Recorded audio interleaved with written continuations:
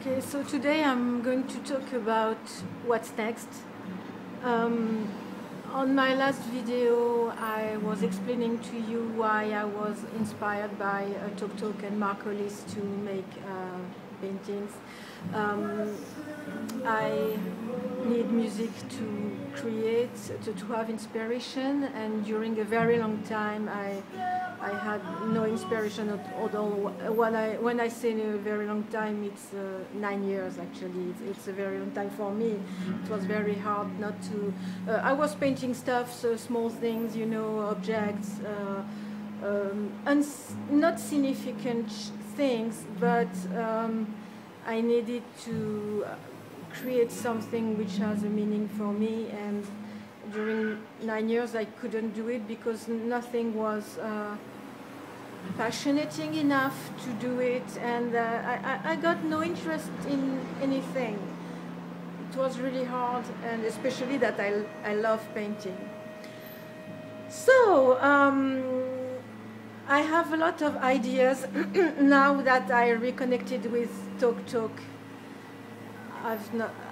I've been during a very long time not listening to them for personal reasons, because they were too attached to personal things, and when I was listening to them it was too overwhelming for me.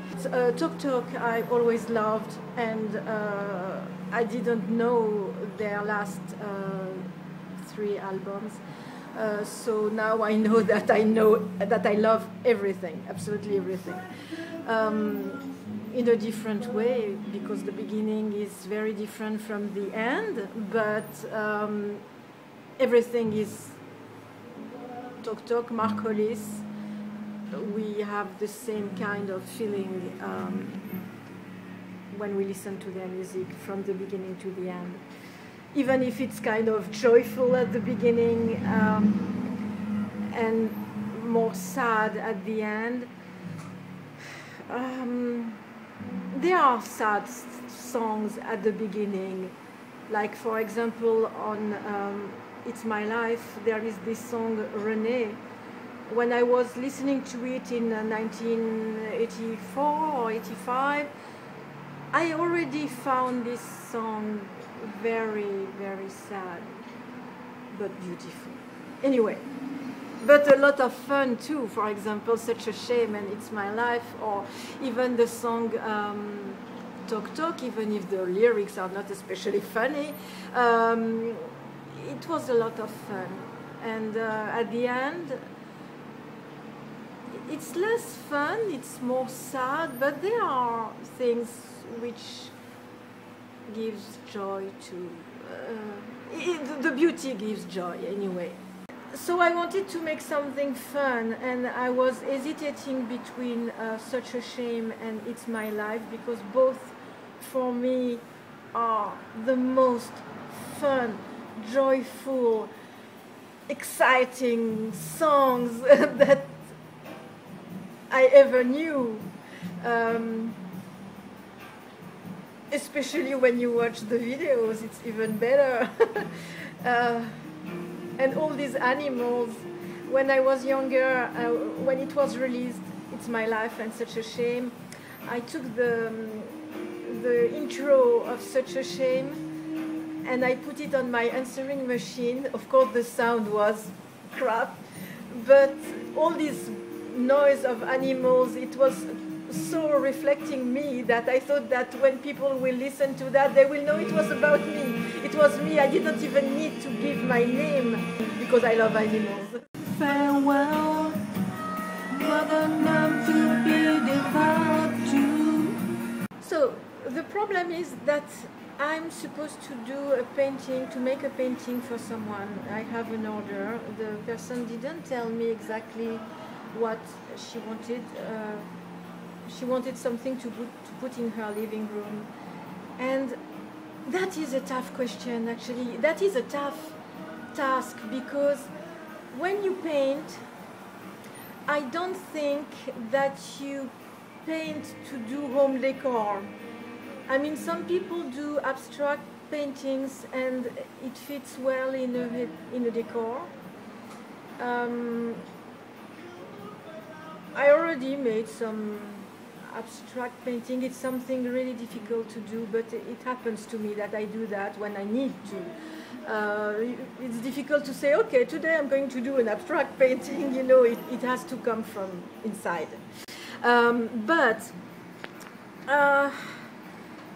she doesn't want, the woman who ordered this painting, she doesn't want an abstract painting. She wants something which represents, but I can put my craziness on a painting for someone else, because she's going to have that in her living room during a very long time, and she will maybe not like what I have in mind. So I had to find something really neutral which can fit her living room, which is very neutral too. But it had to be meaningful to me, otherwise I can paint. I just can't. And you know, I don't want to do anything just for the money. But I have to do it because she already paid me. She paid me without knowing what I was going to do, what is completely insane, actually. So I'm going to do it because I have only one word, and when I say I do it, even if it takes some time, I do it. So I'm going to do it. And I found something which passionate me and which could fit in her living room, and which is kind of related to Tok Tok as well. It's not related, it's only related in my mind. Hollis, when he was writing the songs, he was not thinking about that, probably not. But in my mind, at least, it reflects what I have in my mind, so it fits perfectly. The music fits perfectly with what I'm going to do. So right now, I just primed my, my canvas here. Let me see. And what I'm going to do is, that is a photo that I took on Venice Beach of, as you can see, a palm tree, not very original, but the light was extraordinary, and there are clouds, and the colors are nice because they are neutral. They are like a gray, blue, like paint gray, and I absolutely love the palm trees on Venice Beach, and not only on Venice Beach, on Santa Monica Beach or any beach, but I have a thing with Venice Beach. So for me, palm tree, Venice Beach. What is ridiculous, because I have 3 palm trees here, but it's not the same when it's near the ocean. And the wind, which makes them move slowly, I just love that. I will show you along my work. It's very difficult to hold my camera and painting in the same time, but I will try to show you. I'm going to explain to you how I work, because I'm going to paint with oil. Oil, it's better for me. It's not better in general, it's better for me because, first, it does, the colors are deeper. When I put some paint, there is more depth in the colors.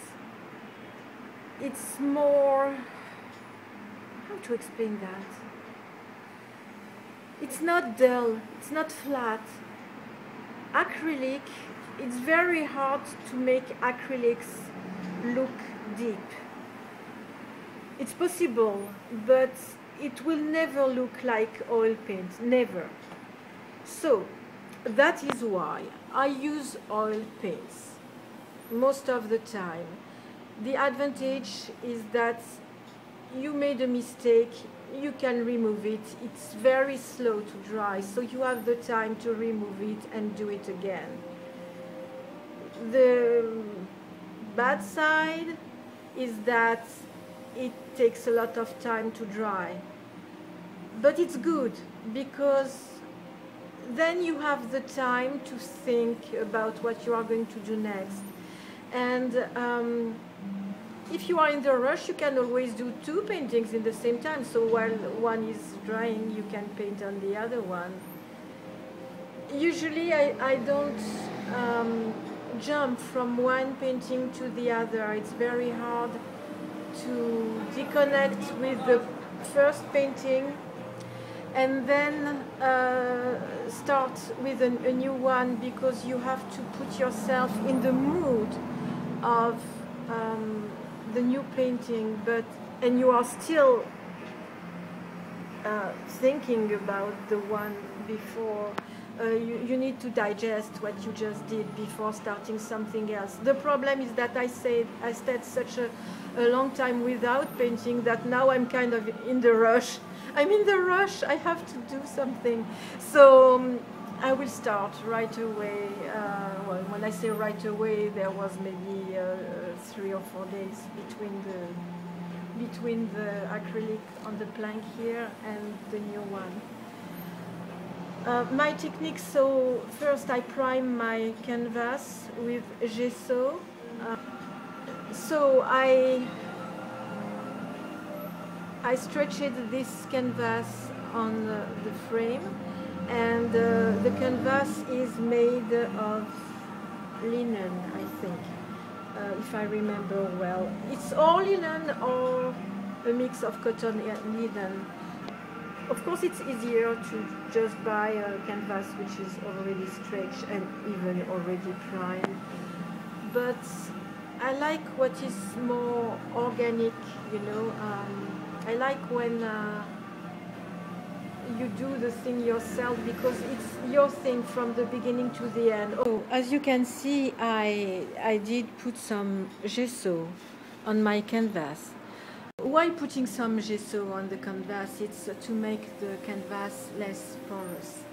Because if you don't put some gesso on the canvas, you are going to end up with a background which is so porous that every time you will put a layer of oil paint, it's going to soak in the canvas, and you will have to put more and more, and 1 layer and 2 layer and 3 layer and 4 layer until we can see something. So by putting some gesso, it's good because it makes like a screen between the canvas and your paints, and you will be able to make only 2 coats of paint, and also plus the details that you will put on the top of your painting, because you need to, I suppose, unless you make something very blurry without details at all. But usually I put some details. So I work in 3 steps above the gesso. You can work on a canvas which is not gessoed. I mean, which is not white. You can put some gesso, actually you can put some gesso which would be clear, because it does exist. It exists, some clear gesso, so it means that you want to keep the brown color of your canvas. I'm sorry, I have difficulties to film with this phone. I really need to find a good camera. So I was saying, the canvas, the color of the canvas is light brown. It's some linen, it's natural linen. So it's light brown. If you put some clear gesso, you will keep this color. This color is going to interfere, to make your colors, that your paints, a little more muted, because it's going to enter in action with there will be the background being light brown. It's going to alter slightly your colors. I made some paintings like that because that's what I wanted. But here, I want the background to be completely white. I want my colors to be vibrant. So that's why I need a white background, and the fact that the canvas could be porous. I hope this will help you to understand why we use gesso and what's the point of buying some gesso. It's just not for the fun, it's useful. So I do my drawing with charcoal because it's easy to erase if you made a mistake. It doesn't need to be so precise because you are going to paint above it, so don't make yourself sick because the drawing is not perfect. No, it's just to give you a direction of what you are going to do. And then once the drawing, once you are happy with the drawing, you are going to paint with a very liquid paint, oil paint. I usually take some browns like raw sienna. Sorry for the really bad light in my shop today. We didn't have a lot of sun. It was kind of threatening to rain, and now it's what we call the golden hour.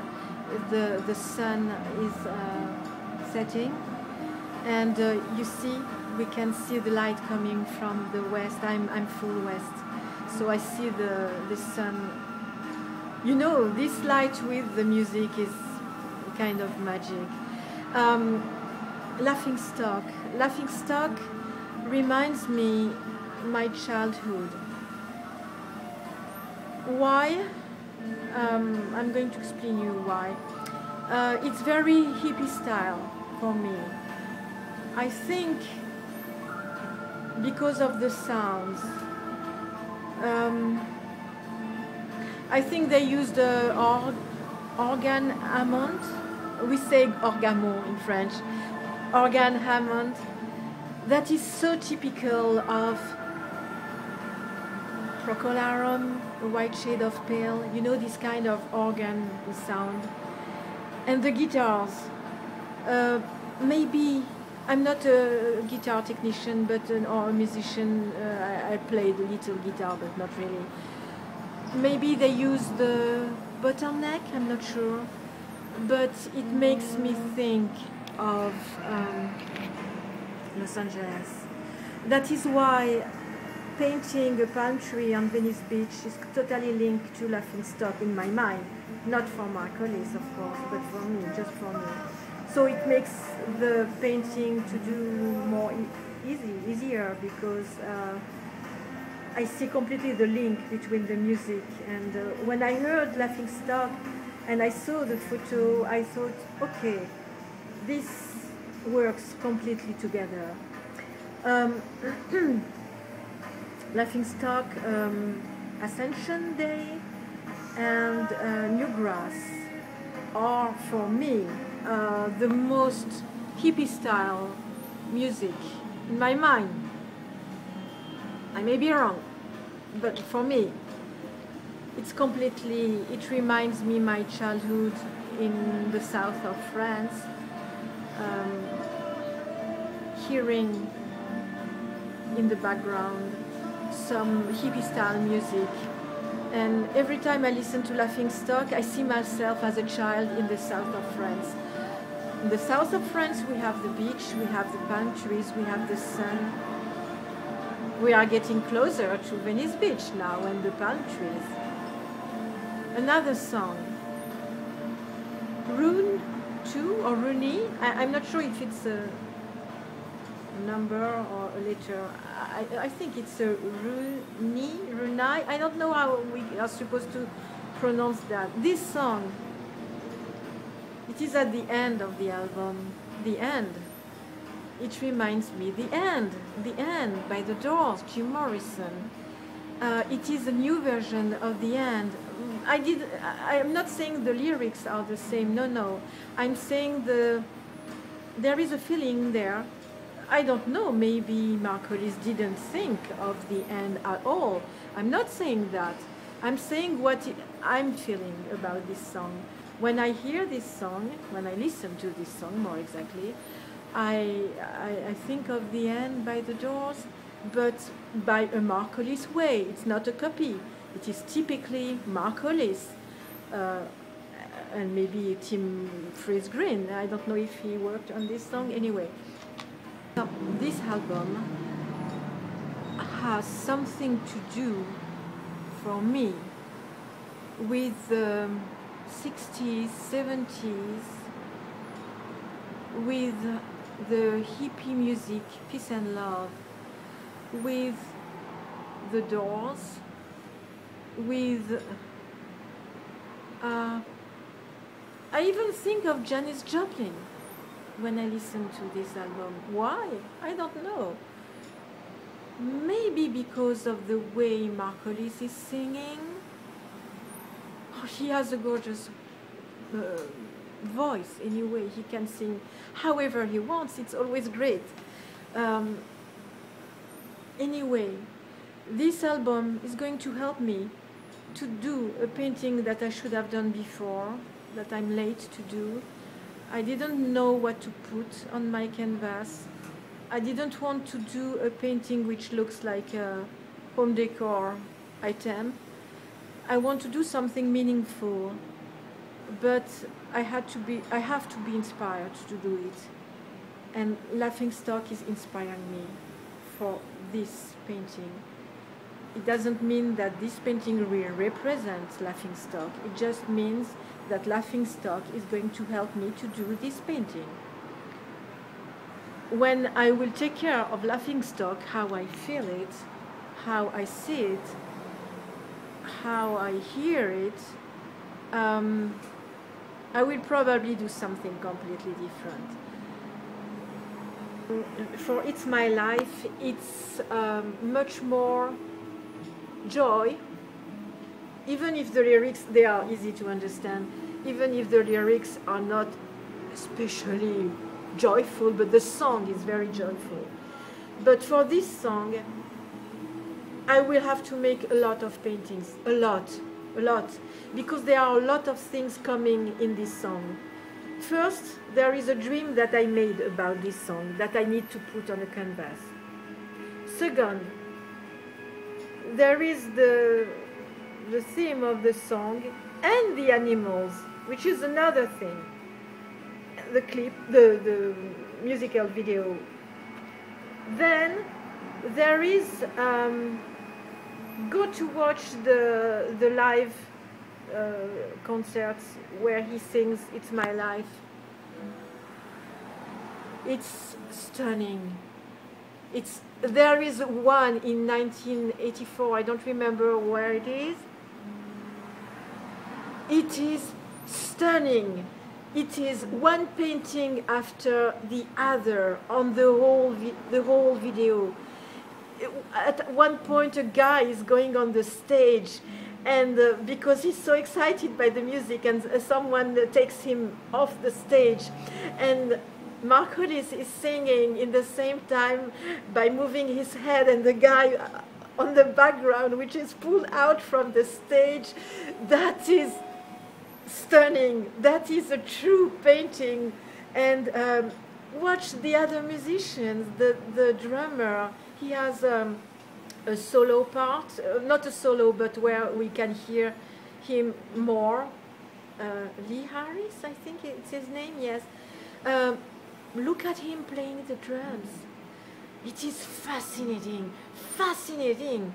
Really, I can't stop watching him playing. I want to play like him, you know.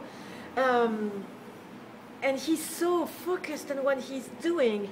It's like if he's in a kind of trance.